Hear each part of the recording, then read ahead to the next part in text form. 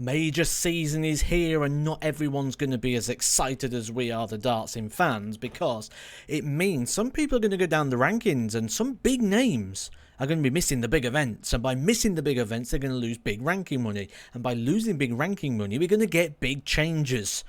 And I feel like we are about to go through another era of change. A lot of good quality young players, new faces, hungry faces coming through. They're going to dislodge some of the old guard. And that could be starting as soon as the World Grand Prix. We've got the world number 21, Dimitri van den Berg. Get used to this name coming up quite a lot. Semi-finalist in the event last year, but as things stand, not in the World Grand Prix. This could be damaging for his prospects of staying in the top 32. Michael Smith the same, the world number 22, not in the event as things stand. Has played in 12 of the last 13 World Grand Prix, debuting back in 2012. Hasn't really had the best relationship with the event though, has gone out first round on 9 occasions, but I'm sure he'd be happy to go out in the first round again here, just to make sure he's there. Did recently miss the World Match Play, like did Dimitri, but could be adding this to the list of things he's missing. Two other players of note here, players that was in the World Match Play. Raymond van Barneveld, now outside the world's number top 32 positions, currently the world number 35. Not in this event as things stand, not in a few others as well, so could be losing some space in regards to those top 32 positions. Not only that, this could be the end of Barneveld now. We've heard him talk, haven't we, about possible retirement and maybe he doesn't have it anymore. He's sliding away, played the seniors event recently as well. I think that could be quite telling in where Barneveld thinks his future lies. Didn't win that event though, the Champion of Champions. Lost to Ross Montgomery on that occasion. Then went and underperformed at the match play. I think we're seeing the decline now of Raymond van Barneveld. Could be wrong, but I think this could be it now for Raymond as a real top contender. Joe Cullen as well, now getting himself into a bit of bother. He's inside the top 32 as things stand, number 30, but is defending £40,000 at this event from 2 years ago. If he doesn't make the World Grand Prix, Joe Cullen will go outside of the world's top 32. He is currently just a couple of spaces away, 2 spaces away from being inside the World Grand Prix positions. 9 tournaments in a row for Joe Cullen at the World Grand Prix, so would be quite a notable player to be missing from this tournament, and the permutations there of the top 32 positions, which is where we're going to see some real big changes coming over the next few months. After the World Grand Prix, we go to the European Championships. Different qualifying criteria for this one if you're new to darts. This is your 1-year ranking system, just using European Tour events only. Confusing, I know. The best thing to do, just follow me right here on Edgar TV. I'll talk you through it before every single tournament, on the build up to it, after it, everything you could possibly want to know. And if there's something I still not explained, you can catch me down in the comments section where I reply to quite a lot of comments, as many as I possibly can, especially those that ask a question or are a little bit lost within the world of darts. Not only that, I've got a great community here on Edgar TV who will help you out. But some of those names, again, will be popping up. The likes of Barneveld, the likes of Cullen, the likes of Dimitri van den Berg. But maybe one name you didn't expect. How about the world number 9, Rob Cross? The man who won the European Championship in 2019. He won it again in 2021. He's played in 8 in a row. Currently, £4,500 away from qualifying for the event. That would be quite significant for Rob Cross. Not so much in his ranking. When you're the world number 9, losing £15,000 off your ranking isn't going to impact you too much. But missing out on it could impact in regards to sponsorships or endorsements. It could impact into future potential earnings from this tournament, what he could get, not just what he's defending. So Rob Cross will be a bigger miss.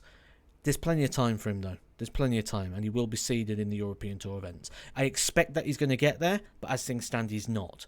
And that could be a vibe that goes as well into the Players' Championship Finals at Minehead. If you're unfamiliar with that one, 1-year ranking system, top 64, Pro Tours only. The usual suspects are in here again, aren't they? Dimitri van den Berg. Only defending 13.5% of his prize money, though. So he's safe for now in that top 32. It will come the UK Open next year. If his form doesn't pick up and he misses these events, and he doesn't do well at the UK Open next year, he's going to plummet down into the 40s. It's going to be a massive, massive drop potentially for Dimitri van den Berg. It's coming, shall we say, if he doesn't pick up drastically. Nathan Aspinall, Maybe a player you expected to be inside this event, the top 64, not played all the events, and when he hasn't really done great in them. £2,000 away from the top 64 at the moment, so should be able to make that up. I'd expect that he'll make that up. I think Nathan Aspinall will be there. But the big admission for me, Michael van Gerwen, a man who recently played the World Championship final. We know that he's having problems with his throw. We know he's got personal issues. We know he's been pulling out of events for various reasons. So there is other factors going on here. But Michael van Gerwen is currently 121 in the order of merit for the Players' Championship finals. He's only earned £7,000. He's £10,500 away as things stand, and that could get bigger if he doesn't get to any events in the near future. Not only that, when he's been going, he's been getting upset defeats. What about the one to Michael Flynn? Mid-rank challenge tour player, decent player, but you don't put him in the rights of beating Michael van Gerwen, but he did. And Michael van Gerwen's been losing a lot of these sort of games this year. So, concerns. If you was to ask me right now, August 2025, does Michael van Gerwen make the Players' Championship finals at Minehead? My answer would be no. I want to hear from you. Let me get that vibe. What do you think? Do you think Michael van Gerwen's going to be at Minehead? I can't see him. He's going to need a deep run, or he's going to need consistently turning up and doing well. And I don't think any of them right now are physically or mentally where Michael van Gerwen is. So I think Van Gerwen's going to be a big name missing the Players' Championship finals at Minehead. If he does get in, those top players are going to hate it because it's 1v64, 2v63. So he may end up with a big first round clash at Minehead. But I don't think he's going to get there. That's my prediction here. World Championships. The big one.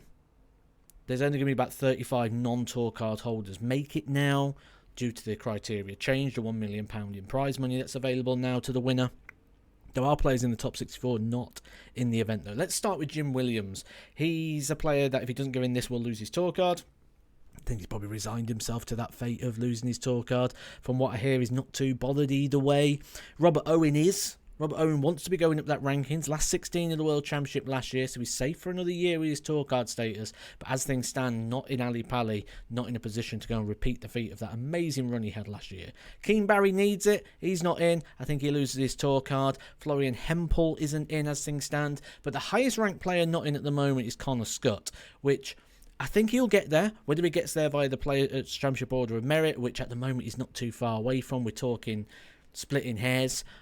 Or whether he gets in via other routes, such as the tour card holder qualifier, of which there are now 4 spaces available. I do think Connor gets there one way or the other. But there are 5 players as things stand not inside the world's top 64.